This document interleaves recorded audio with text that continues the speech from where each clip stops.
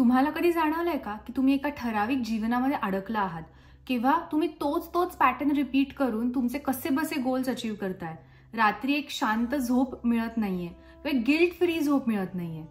अशा काही सवयी आहेत, हॅबिट्स आहेत माझ्या, ज्या मी रोज इन्कल्केट करते आणि मला पीसफुल झोप मिळते किंवा मला प्रेझेंटमध्ये कसं जगायचं हे मला त्या हॅबिट्सने शिकवलं आहे. आणि तुम्हाला पण ह्या हॅबिट्स शिकून घ्यायच्या असतील तर हा व्हिडिओ नक्की शेवटपर्यंत पहा. Point number 1, cleaning and organising your space.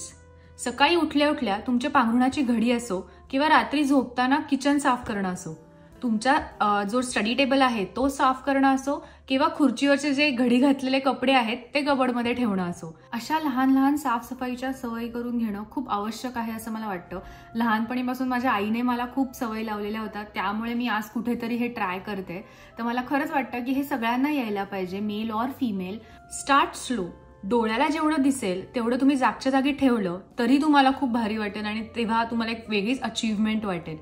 काय होतं, आपल्या डोक्यात सतत एक वेगवेगळे विचार चालू असतात, त्यामध्ये हे अनक्लीन घर, अनऑर्गनाइज्ड घर दिसलं की आपल्याला अजून चिडचिड होते आणि मग घरी आल्यानंतर संध्याकाळी सपोज असा मेस दिसला तर आपला चिडचिड राग करूनच आपला दिवस संपतो, विच इज नॉट गुड.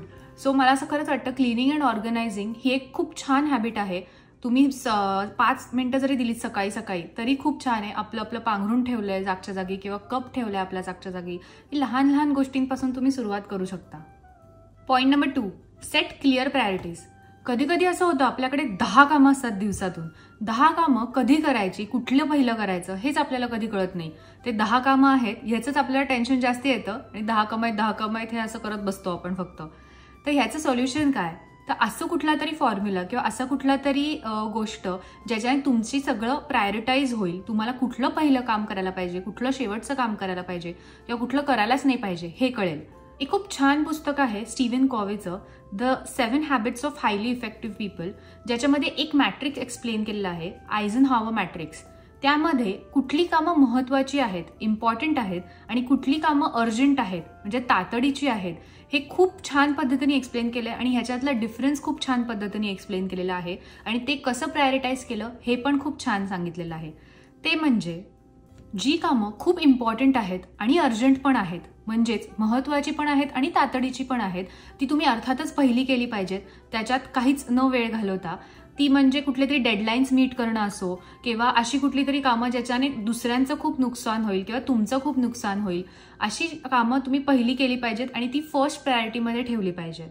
अशी कामं जी इतकी तातडीची नाही आहेत, दे आर नॉट अर्जंट, पण महत्वाची आहेत, ती तुम्ही काय करू शकता तर ती पुढे ढकलू शकता. 2-3 दिवसानंतर तुम्ही तुमच्या कॅलेंडरमध्ये नोट डाऊन करून ठेवू शकता की अमुक अमुक एक काम आहे, हे 11 वाजता करायचं आहे.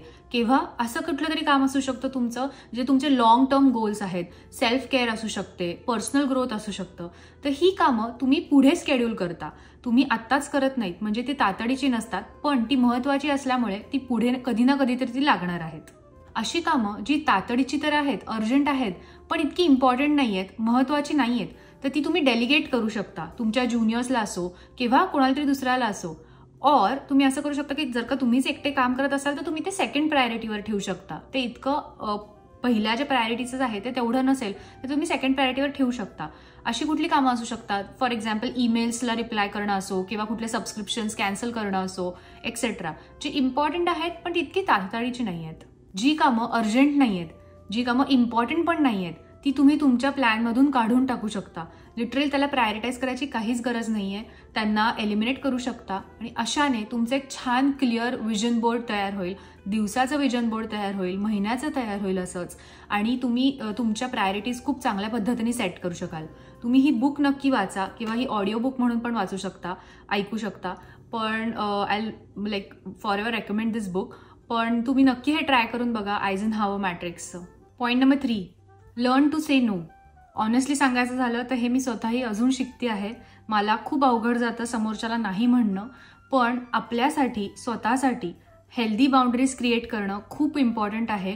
कुठेतरी जिथे आपल्याला जायचं नाहीये किंवा कुठे जिकडे आपल्याला इंटरेस्ट नाहीये, आपल्या आवडीचं काम नाहीये, तिकडे दुसऱ्याला काय वाटेल ह्याने आपण स्वतःची एनर्जी घालवणं किंवा स्वतः बळजबरी बसणं तितकंसं चांगलं नाहीये, त्यांना पण नाहीये आणि आपल्याला पण नाहीये. त्यामुळे खरंच नाही म्हणणं, no I can't come, I am really sorry, आपण नंतर पुन्हा भेटू किंवा थँक्यू फॉर ऑफरिंग दिस, पण मला खरंच नाही जमणार, एवढंच सिम्पल सांगणं खरंच खूप गरजेचं आहे. कारण आपली एनर्जी आपण कुठल्याही चांगल्या कामांमध्ये किंवा आपल्या आवडीच्या कामांमध्ये घालवू शकतो आणि त्याच्याने आपण हेल्दी बाउंड्रीज सेट करतो. हे मला खूप उशिरा कळलंय की हे वागणं सेल्फिश नसून सेल्फ केअर आहे, सेल्फ रिस्पेक्ट आहे. म्हणजे स्वतःची काळजी घेणं आहे, स्वतःचा मान ठेवणं आहे.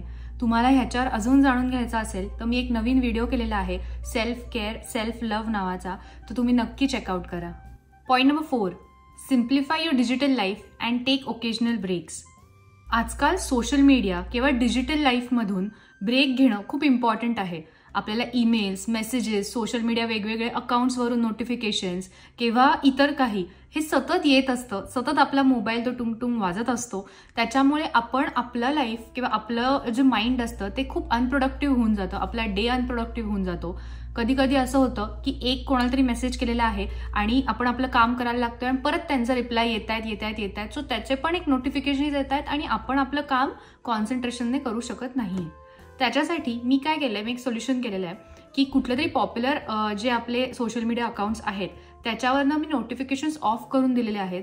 जेव्हा मला कधी टाइमपास करायचा असेल किंवा माझ्या कामातून जरा ब्रेक हवा असेल तेव्हाच मी माझ्या सोशल मीडियाकडे बघते किंवा तेव्हा मी माझ्या सोशल मीडियावर सर्फिंग करत टाइमपास करते थोड्या वेळ 5-10 मिनिटं.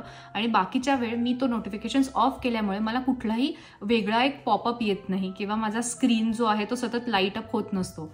त्याच्याने आपलं माइंड जे आहे ते आपल्या कामाकडे किंवा आपल्या वेगळ्या फ्रुटफुल ठिकाणी कामी येतं, प्रोडक्टिव्ह असतो आपला डे आणि खूप बेटरमेंटसाठी हे चांगलं आहे. अशा काही साईट्स असतात किंवा ईमेल्स असतात किंवा तुम्ही अशा कुठल्या तरी वेगळेच लिंक्स सबस्क्राईब करून ठेवलेले असतात ज्याच्याने तुमचे ईमेल्स खूप भरलेले असतात. तुमचे इनबॉक्स सतत काही ना काहीतरी एक वेगवेगळं ईमेल घेऊन येत असतं जे तुम्हाला लक्षात पण येणार नाही तुम्ही हे कधी केलेलं होतं. ते तुम्ही फक्त ईमेल उघडायचं आणि खाली अनसबस्क्राईब जे लिंक असते ती प्रेस करून दिली की झालं. ते क्लिक केलं की संपला विषय. म्हणजे काय, ते अनसबस्क्राईब होऊन जाईल आणि कुठलाच ईमेल तुम्हाला त्यांच्यावरून परत येणार नाही. ह्याच्याने आपल्याला सतत जे ईमेल्स येत असतात वेगवेगळ्या मे बी जिम मेंबरशिप असते किंवा हाऊसिंग रेंट्सचं असतं किंवा वेगवेगळ्या पद्धतीचे असतात ते सतत येणार नाहीत आणि त्याच्याने पण आपलं एक क्लटर्ड म्हणतो ना इनबॉक्स तो होणार नाही. अजून एक उपाय म्हणजे असं की तुम्ही 6-7 महिन्यांपासून कुठलाही ॲप वापरला नसेल तर तो तुम्ही चक्क डिलीट करून देऊ शकता, अनइन्स्टॉल करू शकता. पुढे जाऊन तुम्हाला जर का तो कधी लागला तर तुम्ही तो परत इन्स्टॉल करा. पण तो अनइन्स्टॉल केल्यामुळे तुम्ही त्याचे नोटिफिकेशन्स तर बंद करताच, पण त्याच्यात स्टोरेज वगैरे जे काही आहे ते पण आपलं छान त्याच्याने साफ होऊन जातं किंवा त्याचं कॅश वगैरे सगळं डिलीट होऊन जातं. त्याच्यामुळे हे खूप एक बेस्ट ऑप्शन आहे असं मला खूप वाटतं. आणि एक डिजिटल लाईफपासून थोडा ब्रेक मिळणं खरंच खूप इम्पॉर्टंट आहे. मे बी तुम्ही सकाळच्या वेळात एक अर्धा तास का होईना स्क्रीन टाईम शिवाय तुमचा एक स्वतःचा टाईम असू शकतो हे अनुभवा. बुक वाचा किंवा बाहेर चालायला जा किंवा काही छान फक्त चहा प्या, कॉफी प्या आणि खिडकीच्या बाहेर बघा. पण स्क्रीन टाईम अवॉइड करणं खरंच खूप गरजेचं आहे, किमान अर्धा तास तरी दिवसातून, असं मला खरंच वाटतं. Point number 5, create a hobby किंवा डेव्हलप अ हॉबी. आता दिवसातून किमान थोडा वेळ का होईना आपण आपल्या हॉबीला दिला तर, किंवा आपण काहीतरी नवीन शिकायला दिला तर, आपण कॉलेजमधले असू किंवा कोणी गृहिणी असेल तर ते, किंवा कोणीतरी 9 to 5 जॉब करणारा असेल, कोणी आर्टिस्ट असेल, तरी पण आपण दिवसातून किमान 20 मिनिटं का होईना आपल्या हॉबीला दिले पाहिजेत असं मला खूप वाटतं. तुम्ही तुमच्या दिवसातून फक्त कधी कधी असं होतं की आपण वीकेंड टू वीकेंड जगायला लागतो. म्हणजे अरे सॅटर्डे संडे कधी येतोय किंवा अरे परत मंडे आला का असं वाटतं आपल्याला. त्याऐवजी आपण दिवसातून रोज थोडासा वेळ आपल्यासाठी काढून काहीतरी छान पुस्तक वाचलंय किंवा म्युझिक ऐकलंय किंवा गिटार छान शिकायला घेतलीये, कुठली तरी नवीन लँग्वेज शिकायला घेतलीये, तुम्ही बॅडमिंटन खेळायला जाऊ शकता, तुम्ही वेगवेगळे स्पोर्ट्स ट्राय करू शकता किंवा कुठली कला जोपासू शकता. तर असे कुठले ना कुठले तरी हॉबीज आपण इन्कल्केट केले पाहिजेत दिवसातून रोज किमान 20 मिनिटं का होईना असं मला खरंच खूप वाटतं. याच्याने छान हेक्टिक लाईफमधून ब्रेक पण मिळतो आणि असं आपल्याला लुकिंग फॉरवर्ड टू असतो आपण दिवसातून पुढच्या पण की अरे आता पुढे पण मी आता हे करणार आहे, आता मी हे करणार आहे. आपण छान ट्रॅक ठेवू शकतो त्या गोष्टींचा आणि एक छान वेगळंच मोटिवेशन राहतं आणि लाईफ आपण फक्त वीकेंड टू वीकेंड न जगता रोज जगू शकू असं मला खरंच वाटतं. Point number 6, create a daily routine. एका सिंक्रोनाइज्ड लाईफसाठी, एका डिसिप्लिन लाईफसाठी रुटीन असणं खरंच खूप इम्पॉर्टंट आहे. तुम्ही एका ठराविक टाइमला उठताय, ठराविक टाइमला झोपताय, ठराविक टाइमला एक्सरसाइज चाललाय किंवा हॉबी आहे एक प्रकारची, हे ठराविक टाइमला होतंय, हे खूप इम्पॉर्टंट आहे. वेळेत होणं खूप इम्पॉर्टंट आहे. तुम्ही लेट्स अज्युम तुम्ही सकाळी 7 वाजता उठला आहात. 7 वाजता उठून लगेच 7:30ला तुम्ही ब्रश वगैरे करून, स्ट्रेचिंग करून एक्सरसाइज करायला गेलेले आहात. एक्सरसाइज नंतर येऊन तुम्ही पाणी प्यायलं आहे, त्याच्यानंतर आंघोळ करून ब्रेकफास्ट केलेला आहे. त्याच्यानंतर तुम्ही छान टेबलवर बसून तुमचा तुम्ही दिनक्रम आखला आहे की काय करणार होतं. पण टू डू लिस्ट एक आखली आहे, प्रायोरिटाईज केलेल्या आहेत गोष्टी, दिवसातून ज्या ज्या गोष्टी करायच्या आहेत. त्याच्यानंतर दिवस संपल्यानंतर काय करणार आहोत. तुमची कुठली तरी हॉबी असेल ती तुम्ही छान इन्कल्केट करू शकता, किंवा त्यानंतर आईबाबांबरोबर किंवा तुमच्या फॅमिलीबरोबर तुम्ही टाइम स्पेंड करू शकता, TV बघू शकता, किंवा वेगवेगळ्या पद्धतीने तुम्ही एन्जॉय करू शकता. त्याच्यानंतर रात्री झोपायच्या आधी तुम्ही जर्नलिंग करू शकता, मेडिटेशन करू शकता आणि छान रात्री झोपू शकता त्याच ठराविक टाईममध्ये. ह्याने सबकॉन्शियसली तुमचा एक सेल्फ कंट्रोल वाढेल, एक तुम्ही हॅबिट्स ट्रॅक करायला कॉन्शियसली तुम्ही एफर्ट्स घ्याल आणि तुमची खूप लाईफ छान डिसिप्लिन राहील. ह्याच्यावर तुम्हाला एक डिटेल्ड व्हिडिओ हवा असेल की कसं करायला पाहिजे तर कमेंट सेक्शनमध्ये सांगा, मी तुमच्यासाठी नक्की घेऊन येईन. पॉईंट नंबर 7, एक्सप्रेसिंग ग्रॅटिट्यूड, कृतज्ञता व्यक्त करणं. गेले 15 वर्ष मी रोज रात्री झोपताना माझं ग्रॅटिट्यूड व्यक्त करून झोपते. आपल्या जीवनामध्ये खूप टफ टाइम्स असतात, खूप अडचणींना आपल्याला सामोरं जायला लागतं. त्यामध्ये आपल्याला स्ट्रेंथ मिळणं, आपल्याला स्ट्रॉंग ठेवणं खूप इम्पॉर्टंट आहे. आणि ते कुठून मिळतं तर कुठल्या तरी माइंडमधून मिळतं, कुठल्यातरी माइंडफुलनेसमधून मिळतं. त्याच्यामुळे आपण एक छान शांतपणे देवाला किंवा हायर पॉवरला थँक्यू म्हणणं की थँक्यू, तुम्ही मला ह्याच्यातून बाहेर काढलं, किंवा थँक्यू, पुन्हा कधी असं काही झालं तर मला तेवढीच स्ट्रेंथ मिळू देत, हे म्हणणं खरंच खूप इम्पॉर्टंट आहे. आपल्या आयुष्यात खूप लोक येऊन जातात जे आपल्याला खूप काही शिकवून जातात, जे आत्ता आपल्या आयुष्यात नसतील, पण त्यासाठी पण थँक्यू, त्या लर्निंगसाठी किंवा त्या टफ टाइम्ससाठी किंवा स्मूथ टाइम्ससाठी किंवा हॅपी टाइम्ससाठी थँक्यू, हे खरंच म्हणणं खूप इम्पॉर्टंट आहे. किमान 2 मिनिटं रात्री झोपताना किंवा सकाळी उठल्यावर छान शांततेत बसणं आणि मेडिटेटिव्ह झोनमध्ये जाऊन थँक्यू म्हणणं देवाला किंवा युनिव्हर्सला माझ्या दृष्टिकोनातनं महत्त्वाचं आहे. आणि expressing gratitude towards everything is the highest power of anything I feel. I am very grateful तुम्ही आत्तापर्यंत जर का हा व्हिडिओ बघत असाल तर, आणि असंच प्रेम तुमचं राहू देत माझ्यावर. Thank you so much for all the love. आणि तुम्हाला काहीही शेअर करायचं असेल तर तुम्ही कमेंट्स बॉक्समध्ये शेअर करू शकता. तुम्हाला काही तुमचा हॅबिट शेअर करायचा असेल किंवा तुम्हाला अजून कुठले व्हिडिओज बघायचे आहेत माझ्याकडून ते तुम्हाला सांगायचं असेल तुम्ही नक्की सांगा आणि शेअर करा. Thank you for all the love.